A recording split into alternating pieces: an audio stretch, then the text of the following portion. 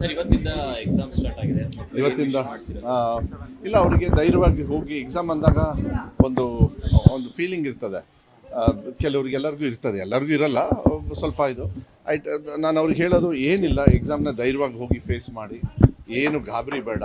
ನಿಮಗೆ ಅನುಕೂಲಕ್ಕೆ ಎಲ್ಲ ಥರದ ವ್ಯವಸ್ಥೆ ಅಂತೂ ನಮ್ಮ ಇಲಾಖೆಯಿಂದ ನಾನು ಕೂಡ ಪರ್ಸನಲ್ ಆಗಿ ಆಫೀಸರ್ಸ್ ಈ ಸತಿ ಏನು ಮಾಡಿದೆ, ನಾನು ಆಫೀಸರ್ಸ್ ಜೊತೆನೇ ಕೂತ್ಕೊಂಡು, ಬಿಕಾಸ್ ಹೋದ ವರ್ಷನೂ ತುಂಬ ಚೆನ್ನಾಗಿ ಮಾಡಿದರು.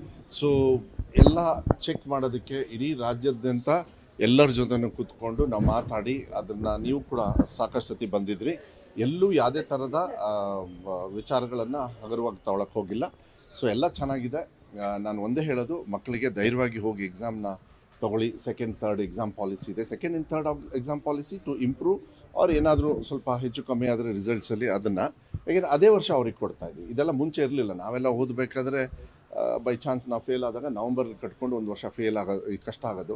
ನೀವು ಮಾಧ್ಯಮದಲ್ಲಿ ಕೇಳ್ತಾ ಇದ್ರಿ ಮಕ್ಕಳನ್ನ ವಾಪಸ್ ಸ್ಕೂಲಿಗೆ ಹೆಂಗೆ ತರ್ತಾ ಇದ್ರಿ. ದೀಸ್ ಆರ್ ಆಲ್ ಇನಿಷಿಯೇಟಿವ್ಸ್ ನಾವು ಮಾಡಿರೋದು SSLCಗೆ ಮತ್ತು PUCಗೆ. ಇವತ್ತು PUC ಸ್ಟಾರ್ಟ್ ಆಗ್ತಾ ಇದೆ.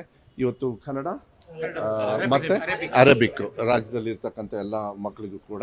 ಸೊ ನಮ್ಮ ಇಲಾಖೆಯಿಂದ ಆಮೇಲೆ ಈ ಸತಿ ಮಾತ್ರ ಭಾಳ ಸಂತೋಷ ಏನು ಅಂದರೆ, DC ಅವರು ಮತ್ತು CO ಅವರು ಮುಂದಾಳತ್ವದಲ್ಲಿ ಅವರು ಡಿಸ್ಟ್ರಿಕ್ಟ್ ಹೆಡ್ ಕ್ವಾರ್ಟರ್ಸಲ್ಲಿ ಅವರೇ ಕೂತ್ಕೋತಾ ಇದ್ದಾರೆ. Either CO or DC or subordinates ADC ಅವರು ಯಾರಾದರೂ. ಸೊ ಅದು ಬಹಳ ಮುಖ್ಯ. ಐ ಥಿಂಕ್ ಅದು ಇನ್ನೂ ಎಕ್ಸಾಮಿನೇಷನ್ ಚಂದವಾಗಿ ಮಾಡೋದಕ್ಕೆ ಒಂದು ಒತ್ತು ಕೊಟ್ಟಂಗೆ ಆಗ್ತದೆ. ಬಟ್ ಎಲ್ಲದೂ ಕೂಡ ನಮ್ಮ ಪ್ರಿಪ್ರೇಷನ್ನು ನಾವೆಲ್ಲದೂ ಕೂಡ ಎಲ್ಲ ಮಾಡ್ತಾ ಇರ್ತಾರೆ. ಯಾರಾದರೂ ಒಂದು ಅವ್ರು ಟರ್ನ್ ತೊಗೊಳ್ತಾರೆ, ಇಲ್ಲಾಂದ್ರೆ ಅವ್ರು ಸಬಾರ್ಡಿನೇಟ್ಸಿಗೆ ಕೊಟ್ಟಿರ್ತಾರೆ. ಅದು ಏನಾದರೂ ಆದರೆ ಮಾತ್ರ, ಯಾಕೆಂದರೆ ವೆಬ್ಕಾಸ್ಟಿಂಗಲ್ಲಿ ಆಟೋಮೆಟಿಕ್ಕಾಗಿ ಗೊತ್ತಾಗ್ಬಿಡ್ತದೆ ಏನಾದರೂ ಹಂಗಿದ್ರೆ. ಬಟ್ ಹೋದ್ಸತಿ ಆ ಥರ ಏನು ಇಶ್ಯೂಸು ಅಂತ ಮೇಜರ್ ಆಗಲಿಲ್ಲ. ಫಸ್ಟ್ ಟೈಮ್ ನಾವು ಹೋದ್ಸತಿ ವೆಬ್ಕಾಸ್ಟಿಂಗ್ ಅಂತ ಇಂಟ್ರೊಡ್ಯೂಸ್ ಮಾಡಿದ್ವಿ. ಇವಾಗ ಇಡೀ ರಾಜ್ಯದಲ್ಲಿ ಎಲ್ಲ ಥರದ ಎಕ್ಸಾಮ್ಸು, ಕಾಂಪಿಟೇಟಿವ್ ಎಕ್ಸಾಮ್ಸ್ ಎಲ್ಲ ಕಡೆಯೂ ಕೂಡ ವೆಬ್ಕಾಸ್ಟಿಂಗು. ಸೊ ಇದು ಬಿಕಾಸ್ ಟೆಕ್ನಾಲಜಿನ ನಾವು ಯೂಸ್ ಮಾಡಬೇಕಾಗ್ತದೆ. ಸೆಕೆಂಡ್ ಆ್ಯಂಡ್ ಥರ್ಡ್ ಎಕ್ಸಾಮ್ ಪಾಲಿಸಿನೂ ಕೂಡ ಇವಾಗ ಬೇರೆ ಬೇರೆ CBSE ಅವರು ICSE ಅವರು ಕೂಡ ಮಾಡ್ತಾ ಇದ್ದಾರೆ. ಯಾಕೆಂದರೆ ಮಕ್ಕಳಿಗೆ ಅವಕಾಶಗಳ ಕೊರತೆ ಇದ್ದಾಗ ಅವಕಾಶಗಳನ್ನು ಕೊಡಬೇಕು. ಸರ್, ಈಗ ಮತ್ತೆ ಬೇರೆ ಯಾವ ಕಾಲೇಜುಗಳಿಗೆ ವಿಸಿಟ್ ಮಾಡ್ತಾ ಇದ್ದೀನಿ? ನಾನೀಗ ಮಂಡ್ಯಕ್ಕೆ ಹೋಗ್ತಾ ಇದ್ದೀನಿ. ನಮ್ಮ ಇಲಾಖೆಯಿಂದ ಮಂಡ್ಯದಲ್ಲಿ ವೆಬ್ ಏನು ಸೆಂಟರ್ ಏನಿದೆ ನಮ್ಮ ವೀಕ್ಷಣೆ ಮಾಡ್ತಾರೆ ಅಲ್ಲಿ. ಯಾಕೆಂದರೆ ಅಲ್ಲಿ ಹೇಗಿದ್ರು ಒಂದು ಫಂಕ್ಷನ್ ಬೇರೆ ಇತ್ತು. ಸೊ ಅಲ್ಲಿ ಹೋಗಿ ಅಲ್ಲಿ ಅವ್ರ ಜೊತೆ ಕೂತ್ಕೊಂಡು ಸುಮ್ಮನೆ ಇಡೀ ರಾಜ್ಯದಲ್ಲಿ ಮತ್ತು ಇಲ್ಲಿ ನಡೀತಕ್ಕಂಥದ್ದು ವಿಚಾರಗಳನ್ನು, ಮತ್ತು ಇಲ್ಲಿ ಹೆಡ್ ಆಫೀಸಲ್ಲಿ ಕಂಪ್ಲೀಟ್ ಎಂಟೈರ್ ಸ್ಟೇಟ್ದು ಗೊತ್ತಾಗ್ತಾ ಇರ್ತದೆ. ಮತ್ತು ಪೊಲೀಸ್ ಡಿಪಾರ್ಟ್ಮೆಂಟ್ಸ್ ಅವ್ರ ಜೊತೆಗೆ ನಾವು ವರ್ಕ್ ಮಾಡಿದ್ವಿ. ಆಮೇಲೆ ಭಾಳ ಖುಷಿ ಆಗುತ್ತೆ. ಈ ಸ್ಕೌಟ್ಸು, NSS ಅವರು, NCC ಅವರು ಇವರೆಲ್ಲರೂ ಕೂಡ ಫಸ್ಟ್ ಇಯರ್ PUC ಇರೋದು. ಈ ಸತಿ ವಾಲಂಟಿಯರ್ಸ್ನ ಅವರೇ ರೆಡಿ ಮಾಡಿ. ಕೇವಲ ಇನ್ಚಾರ್ಜ್ಗಳಿಗೆ ಮಾತ್ರ ಮೊಬೈಲ್ ವ್ಯವಸ್ಥೆ ಇರುತ್ತೆ ಸರ್, ತೆಗೆದುಕೊಂಡು ಹೋಗೋಕೆ ಅವಕಾಶ ಇಲ್ಲ ಯಾರಿಗೂ ಇಲ್ವಾ? ಅಂದ್ರೆ ಈ exam centre no you have to go with pen and paper ಅಷ್ಟೇ. ಪೆನ್ ಆ್ಯಂಡ್ ಪೇಪರ್ ಈ ಅಬ್ಸರ್ವರ್ಗಳಾಗಿರ್ಬೋದು, ಒಬ್ಬರಿಗೆ ಮಾತ್ರ, ಯಾರಿಗೂ ಕೂಡ ಇಲ್ಲಿ ಅವಕಾಶ ಇಲ್ಲ. ಇಲ್ಲ ಯಾರಿಗೂ ಇರೋದು. Nobody can take. ಆಮೇಲೆ ಅದೆಲ್ಲ ರೆಕಾರ್ಡ್ ಆಗ್ತಾ ಇರುತ್ತಲ್ಲ, ಸುಮ್ಮನೆ ಏನಿಲ್ಲ ಹೋಗಬೇಕು, ಕ್ವಶನ್ ಪೇಪರ್ ಕೊಡ್ತಾರೆ, ಆನ್ಸರ್ ಪೇಪರ್ ಕೊಡ್ತಾರೆ, ಅಲ್ಲಿ ಹೋಗ್ಬಿಟ್ಟು ಎಕ್ಸಾಮ್ ಬರೆದ್ಬಿಟ್ಟು ಆನ್ಸರ್ ಶೀಟ್ ಕೊಟ್ಟು ಬರಬೇಕು ಅಷ್ಟೇ. Simple, there is nothing else. Sir, ಇನ್ನೊಂದು 22ಕ್ಕೆ ಕರ್ನಾಟಕ ಬಂದ್ಗೆ ಕರೆ ಕೊಟ್ಟಿದ್ದಾರೆ. 5, 6, 7, 8ಕ್ಕೆ ಎಕ್ಸಾಮ್ಸ್ ಇದೆ. ಹಾಂ ಸಮಸ್ಯೆ ಆಗಲ್ಲ? ಇಲ್ಲ, ಅದನ್ನು ಮಕ್ಕಳಿಗೆ ಯಾವುದೇ ಥರದ ತೊಂದರೆ ಆಗದೇ ಇರೋ ರೀತಿಯಲ್ಲಿ ಅವರು ಕೂಡ ಸಹಕರಿಸ್ತಾರೆ. ಏನು ತೊಂದರೆ ಏನಾಗೋದಿಲ್ಲ. ಅಲ್ಲ, ಅದು ನಾನು ಹೋರಾಟಗಾರರಿಗೆ ನಾನು ಮನವಿ ಮಾಡೋದು ಇಷ್ಟೇ, ನಿಮಗೆ ಹೋರಾಟ ಮಾಡೋದಕ್ಕೆ ಹಕ್ಕಿದ್ದೇ ಇರ್ತದೆ. ಬಟ್ ಎಕ್ಸಾಮಿನೇಷನ್ ಅಂತಕ್ಕಂಥದ್ದು ಅದು ಬಹಳ ಇಂಪಾರ್ಟೆಂಟ್. ಮಕ್ಕಳ ಭವಿಷ್ಯ ಇರ್ತದೆ, ರಾಜ್ಯ ಭವಿಷ್ಯ ಅವರು ಕೂಡ ಹೋರಾಟದ ಮೂಲಕ ಕಾಪಾಡ್ತಾರೆ.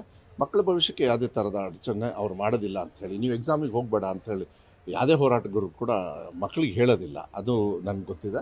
ಅವ್ರಿಗೆ ತೊಂದರೆನೂ ಕೂಡ ಮಾಡೋದಿಲ್ಲ. ಅದಕ್ಕೆ ಮಕ್ಕಳಿಗೆ ಅದು ಗಮನ ಬಿಟ್ಟುಬಿಡಿ, ನೀವು ಹೋಗಿ ಎಕ್ಸಾಮು ತೊಗೊಳ್ಳಿ. ಹೋರಾಟಗಾರರು ಅವ್ರದ್ದೇ ಆಗಿರ್ತಕ್ಕಂಥ ವ್ಯವಸ್ಥೆ. ಯಾಕೆಂದ್ರೆ ದಿಸ್ ಇಸ್ ಎಂಟೈರ್ ಸ್ಟೇಟಲ್ಲಿ ಒಂದು ಪ್ಲೇಸ್ ಮಾಡಿ ಇಟ್ಬಿಟ್ಟಿರ್ತೀವಿ.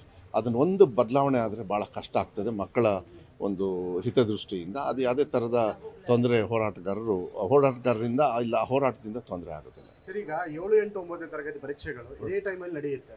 ಸೊ ಅವರಿಗೆ ಇಲ್ಲ ಯಾವುದೂ ಕ್ಲಾಶ್ ಆಗೋದಿಲ್ಲ. ಯಾವುದೇ ಇದರಲ್ಲೂ ಕೂಡ ಅದು ಬೆಳಗ್ಗೆ ಸಾಯಂಕಾಲದನ್ನೆಲ್ಲ ಮೊಡಾಲಿಟೀಸ್ ಕರೆಕ್ಟಾಗಿ ನೋಡಿದ್ದೀವಿ.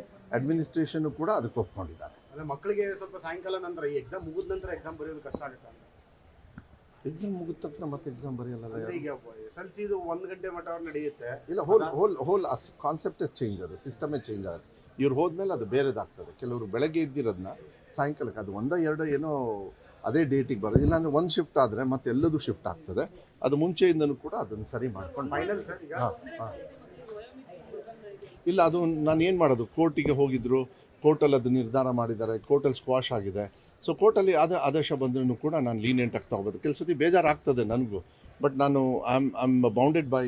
ಬಟ್ ಸರ್ಕಾರಕ್ಕೆ ಮಾನವೀಯ ದೃಷ್ಟಿಕೋನದಿಂದ 2 ತಿಂಗಳವರೆಗೂ ಅವಕಾಶ ಕೊಡೋದು ಅಲ್ಲ, 2 ತಿಂಗಳು ಕೊಟ್ಟಾಗ 2 ತಿಂಗಳು ಒಂದಿಸಿದವ್ರು ಬರ್ತಾರೆ. ಇದೆಲ್ಲ ಭಾಳ ಚರ್ಚೆಗೆ ಆಗ್ತಕ್ಕಂಥದ್ದು. ಮತ್ತು ಪಾಪ ಎಷ್ಟೋ ತಾಯಂದ್ರಲ್ಲ ಸರ್, ನಮ್ಗೆ 7 ದಿವಸ ಸರ್ ಅಷ್ಟೇ, 1 ವರ್ಷ 6 ವರ್ಷಕ್ಕೆ ಅಂತ. ಅವಾಗ ಬಟ್ ನನ್ನ ಕಾನೂನಲ್ಲಿ ಇಲ್ಲ, ಇಟ್ ಡಸಂಟ್ ಟೇಕ್. ನೀವು ಕಂಪ್ಯೂಟರ್ಲ್ಲಿ ಹಾಕಿದಾಗ ಬರಲ್ಲ, 100ಕ್ಕೆ ಅಂದ್ರೆ 199 ತೊಗೊಳಲ್ಲ ಅದು 100 ಮೇಲೆ. ಏನು ಸರಿ ಹಾಂ, ಅದೇ ನಾನು ಹೇಳೋದು. ಈಗ ಕೋರ್ಟಲ್ಲಿ ಮೆಟ್ಲು ಹತ್ತಿರೋದ್ರಿಂದ ಈ ವಿಚಾರ, ಕೋರ್ಟಿಂದ ನಮಗೆ ಒಂದು ಒಳ್ಳೆ ನಿರ್ಧಾರ ಬಂದರೆ ಚೆನ್ನಾಗಿರ್ತದೆ. ಬಟ್ ಇದನ್ನು ದೊಡ್ಡ ಮಟ್ಟದಲ್ಲಿ ಚರ್ಚೆ ಆಗಬೇಕು. ಮಕ್ಕಳ ವಿಚಾರದಲ್ಲಿ ಹುಷಾರಾಗಿ ನಾವು ತೀರ್ಮಾನ ತಗೊಳ್ಬೇಕು. ಒಂದು ದಿವಸ ಮಕ್ಕಳು ಹುಟ್ಟಿದ ತಕ್ಷಣ 3 ವರ್ಷಕ್ಕೆ ಫಸ್ಟ್ ಸ್ಟ್ಯಾಂಡರ್ಡ್ ಸೇರಿಸ್ತಕ್ಕಂಥ ಪದ್ಧತಿ ಬಂದುಬಿಟ್ರೆ ಭಾಳ ಕಷ್ಟ ಆಗುತ್ತೆ. ಮಕ್ಕಳಿಗೆ ಅವ್ರದ್ದು ಒಂದು ಇದಿರುತ್ತೆ. ಅದಕ್ಕೆ ನಾನು ಕ್ವಾಲಿಫೈಡ್ ಅಲ್ಲ. ಕೋರ್ಟು ಮತ್ತು ಪ್ರೊಫೆಷ್ನಲ್ಲು ಟೆಕ್ನಿಕಲ್ ಎಷ್ಟು ಮಕ್ಕಳು ಈ ಸರಿ ಆ ಥರದ ರೂಲ್ಸ್ ಇಂದ ಇಲ್ಲ ಪರ್ಸನಲಾಗಿ ಬಂದು ಕೇಳ್ತಾ ಇರ್ತಾರೆ. ನಮಗೆ ಇಲಾಖೆಗೂ ಕೇಳ್ತಾರೆ, ಪತ್ರ ಬರೀತಾರೆ, ಮತ್ತು ಹೊರಗಡೆನೂ ಕೂಡ ಚರ್ಚೆ ಆಗಿದೆ. ಕೆಲವರು ನಮ್ಮ ಆಫೀಸರ್ಸು ಕೂಡ ಬಂದು ಹೇಳ್ತಾರೆ. ಸ್ಟ್ಯಾಟಿಸ್ಟಿಕ್ಸ್ ಅಂತ ಹೇಳಿ ಯಾರು ಬಂದಿಲ್ಲ ನಮಗೆ, ಯಾಕೆಂದರೆ ಅದು ಅಪ್ಲೈ ಮಾಡೋರು ಎಲ್ಲೆಲ್ಲಿ ಮಾಡ್ತಾರೆ. ನಂಗೆ 6 ವರ್ಷ ಆಗಿಲ್ಲ ಅಂದ್ಬಿಟ್ಟು ಅಪ್ಲೈ ಮಾಡೋದಿಲ್ಲ. ಆಮೇಲೆ ಏನಾಗಿದೆ, ನರ್ಸರಿ LKG ಅಂತೇನೋ ಒಂದು ಹೇಳ್ತಾ ಇದ್ದಾರೆ, 5 ವರ್ಷ ಮಕ್ಕಳು ಹೊರಗುಳಿತಾರೆ ಹೆಂಗೆ ಹೇಳ್ತೀರಾ ನೀವು? ಇಲ್ಲ, ನನಗೆ ಆ ಮಾಹಿತಿ ಇಲ್ಲ. ಏನಾಗುತ್ತೆ, LKG UKGಗೆ ಸೇರ್ಕೊಂಡ್ಬಿಟ್ಟಿದ್ದಾರೆ. ಈಗ ಅವ್ರಿಗೆ ಕರೆಕ್ಟಾಗಿ ಫಸ್ಟ್ ಸ್ಟ್ಯಾಂಡರ್ಡಿಗೆ ಈ ವಯೋಮಿತಿ ಇರೋದ್ರಿಂದ 7 ವರ್ಷಕ್ಕೂ 7 ದಿವಸಕ್ಕೂ ಕೂಡ ಹೆಚ್ಚು ಕಮ್ಮಿ ಆಗುತ್ತೆ. ಅಮ್ಮ, ಲೆಟಸ್ ಚೇಂಜ್ ದ ಟಾಪಿಕ್. ಇದನ್ನು ಬಿಟ್ಬಿಡೋಣ. ಎಕ್ಸಾಮಿನೇಷನ್ನ ಮಕ್ಕಳು ಚೆನ್ನಾಗಿ ಹೋಗಿ ಅವ್ರ ಕೆಲಸ ಮಾಡಲಿ, ಎಕ್ಸಾಮ್ ಬರೀಲಿ, ಧೈರ್ಯವಾಗಿ ಬರೀಲಿ. ಆಪ್ಷನ್ಸ್ ಇದೆ, ಆಪ್ಷನ್ಸ್ನ ಯೂಸ್ ಮಾಡ್ಕೊಳ್ಳಿ. ಚೆನ್ನಾಗಿ ನಿಮಗೆ ಆ ಕೆಪಾಸಿಟಿ ಇದೆ. ನಮ್ಮ ಕರ್ನಾಟಕ ರಾಜ್ಯದ ಮಕ್ಕಳಿಗೆ ಕೆಪಾಸಿಟಿ ಇದೆ. ಟೀಚರ್ಸು ಕೂಡ ಅವ್ರ ಜವಾಬ್ದಾರಿಯನ್ನು ಭಾಳ ಜವಾಬ್ದಾರಿಯುತವಾಗಿ ಮಾಡಿದ್ದಾರೆ. ಇನ್ನೇನಿದ್ರೂ ಆ ಪೆನ್ನು ಪೇಪರು ಮಕ್ಕಳ ಕೈಯಲ್ಲಿದೆ. ಅದನ್ನು ಇವತ್ತು ಒಳ್ಳೆ ರೀತಿ. ಲಾಸ್ಟ್ ಸರ್, ಈಗ ಎಕ್ಸಾಮ್ ಟೈಮ್ ಟೇಬಲ್ ಅಲ್ಲಿ 10 ಗಂಟೆಗೆ ಎಕ್ಸಾಮ್ ಶುರು, 1 ಗಂಟೆಗೆ ಮುಗಿಯುತ್ತೆ ಅಂತ ಹೇಳಿದ್ದಾರೆ. ಹಾಗಾದ್ರೆ ಮಕ್ಕಳಿಗೆ 15 ನಿಮಿಷ ಓದ್ಕೊಳ್ಳೋದಕ್ಕೆ 10 ಗಂಟೆ ಈ ಟೈಮ್ ಅವಧಿ ಇರುತ್ತಾ? ಹೌದು, 10 ಗಂಟೆಗೆ ನಾವು ಪ್ರಶ್ನೆ ಪತ್ರಿಕೆ ಕೊಡ್ತೀವಿ. 15 ನಿಮಿಷ ಓದ್ಕೊಳ್ಳೋಕೆ ಅವಕಾಶ ಇದೆ. 2 ಗಂಟೆ 45 ನಿಮಿಷ ಮಾತ್ರ ಬರೀಕ್ ಅವಕಾಶ ಇದೆ. ಮುಂಚೆ ನಾವೆಲ್ಲ ಇದ್ದಾಗ 2.5 ತಾಸು ಇತ್ತು. ಈಗ 3 ತಾಸು.